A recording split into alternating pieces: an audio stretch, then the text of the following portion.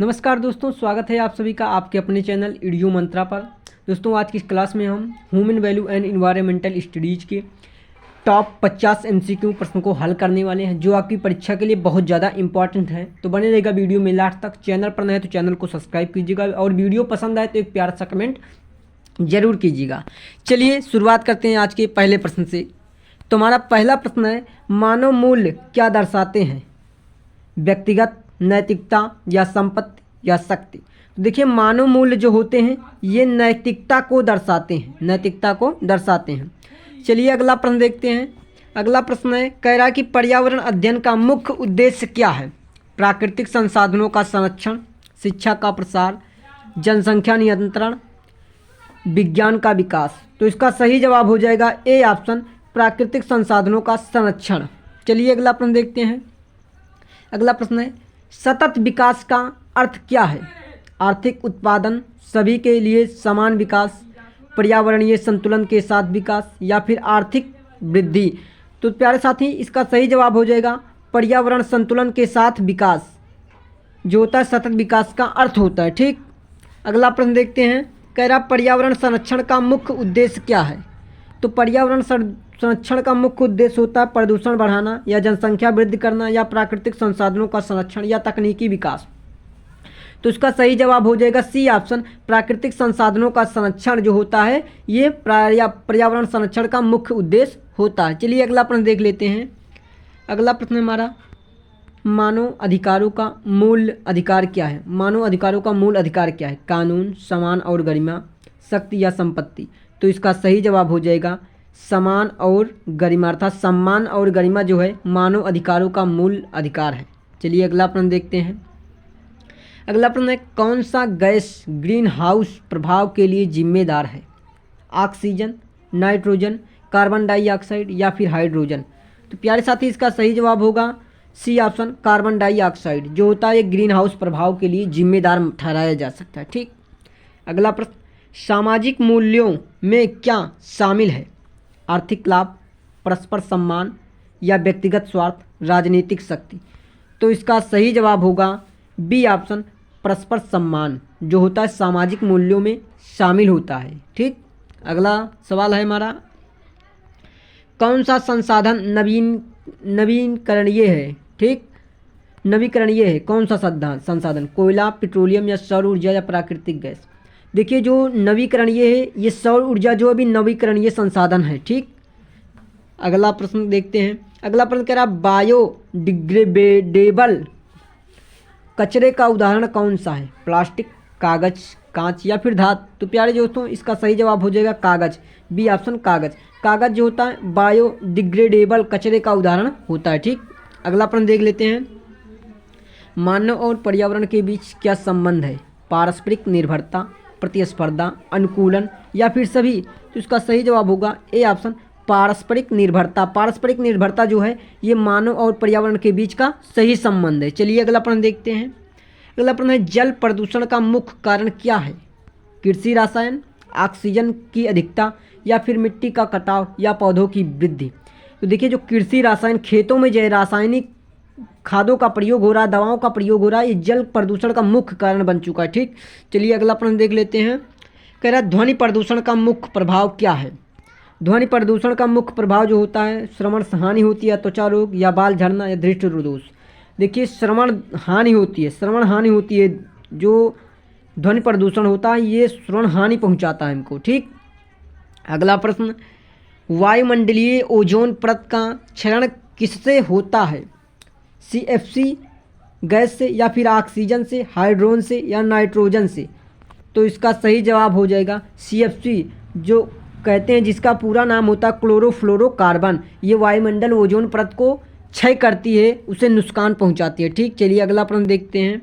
जैव विविधता के नुकसान का मुख्य कारण क्या है? शिकार, वनों की कटाई, जलवायु परिवर्तन या फिर सभी? तो देखिए, जो जैव विविधता का नुकसान का मुख्य कारण है वो शिकार, वनों की कटाई, जलवायु परिवर्तन, ये तीनों है। तो इसका सही जवाब हो जाएगा डी ऑप्शन, ये सभी। ठीक, अगला प्रश्न हमारा, रिड्यूस, रीयूज, रिसाइकिल का उद्देश्य क्या है? उत्पादन बढ़ाना, कचरे को कम करना, पर्यावरण समस्याओं को बढ़ाना या उपभोक्ता लाभ बढ़ाना। देखिए रिड्यूस रीयूज रिसाइकिल का जो उद्देश्य होता है कचरे को कम करना, कचरा कितना कम हो सके कम करना, ये रिड्यूस रीयूज रिसाइकिल का मुख्य उद्देश्य होता है। ठीक, अगला प्रश्न देख लेते हैं।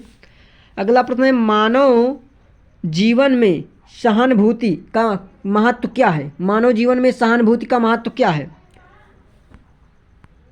संपत्ति प्राप्त करना, समाज में शांति स्थापित करना, या फिर विवाद बढ़ाना, या फिर व्यक्तिगत सफलता। तो इसका सही जवाब हो जाएगा मानव जीवन में सहानुभूति का जो महत्व होता है ये होता है समाज में शांति स्थापित करना। ठीक, चलिए अगला प्रश्न देखते हैं। अगला प्रश्न हमारा क्या है? पारिवारिक मूल्यों का प्रमुख उद्देश्य क्या है? जो पारिवारिक मूल्य होते हैं इनका प्रमुख उद्देश्य क्या होता है? वित्तीय लाभ, या फिर परिवार में एकता बनाए रखना, समाज का विकास रोकना, या व्यक्तिगत स्वतंत्रता।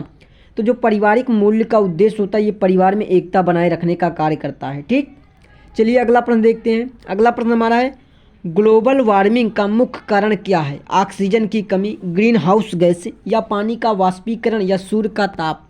तो देखिए ग्लोबल वार्मिंग जो है ये इस कैसे ओजोन परत जो होती है, ओजोन परत जो नुकसान होती है उसे कहते हैं ग्लोबल वार्मिंग। जो ग्रीन हाउस गैसें होती हैं ये ओजोन परत को नुकसान करती हैं, तो इसका सही जवाब हो जाएगा ग्रीन हाउस गैसें।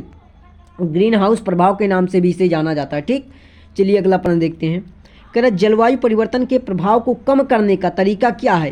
पेड़ लगाना, औद्योगिकरण बढ़ाना, प्लास्टिक का उपयोग, ऊर्जा की बर्बादी। देखिए यदि आपको जलवायु परिवर्तन के प्रभाव को कम करना है तो आपको पेड़ लगाना होगा, ज़्यादा से ज़्यादा पेड़ लगाना। ठीक, चलिए अगला प्रश्न। अगला प्रश्न क्या है कि कौन सा ईंधन पर्यावरण के लिए सबसे कम हानिकारक है? ऐसा कौन सा ईंधन है जो पर्यावरण के लिए सबसे कम हानिकारक है? कोयला, प्राकृतिक गैस, डीजल, या बायोडीजल। तो देखिए इसका सही जवाब हो जाएगा बायोडीजल। बायोडीजल जो है ये पर्यावरण के लिए ईंधन के रूप में सबसे कम हानिकारक होने वाला ईंधन है। ठीक, अगला प्रश्न देखते हैं। अगला प्रश्न है अस्थायी कृषि का मुख्य उद्देश्य क्या है? उत्पादन बढ़ाना, पर्यावरणीय संतुलन बनाए रखना, मुनाफा बढ़ाना, भूमि का अति उपयोग, पर्यावरण संतुलन बनाए रखना। इसका सही जवाब हो जाएगा पर्यावरण संतुलन बनाए रखना। बी ऑप्शन सही हो जाएगा, पर्यावरण संतुलन बनाए रखना अस्थायी कृषि का मुख्य उद्देश्य होता है। ठीक, अगला प्रश्न हमारा पवन ऊर्जा का उपयोग किसके लिए किया जाता है? गाड़ियों में, बिजली उत्पादन में, खनन में, जल शोधन में, या बिजली उत्पादन में। तो प्यारे साथी इसका सही जवाब हो जाएगा बिजली उत्पादन में। देखिए जो पवन ऊर्जा होता है इसका उपयोग बिजली उत्पादन में किया जाता है। ठीक, चलिए अगला प्रश्न देखते हैं। प्लास्टिक प्रदूषण से निपटने का सबसे अच्छा तरीका क्या है? प्लास्टिक प्रदूषण को यदि कम करना हो तो इसका सबसे अच्छा उदाहरण क्या है? इसे जला देना, या पुनर्चक्रण करना, या अधिक उत्पादन करना, समुद्र में फेंक देना। देखिए यदि खराब प्लास्टिकों का पुनर्चक्रण था तो उनको फिर से वही निर्माण करना तो ये सबसे ज़्यादा बेहतरीन होगा, जिससे कि आपका काम भी हो जाएगा और वो एक कचरे के बजाय पुनः उनका निर्माण में यूज हो जाएगा। चलिए अगला प्रश्न देखते हैं।